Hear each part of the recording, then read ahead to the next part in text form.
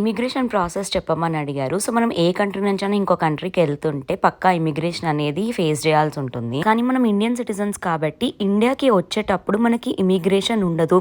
చిన్న బొంద ఉంటది కానీ స్ట్రిక్ట్ గా ఉండదు.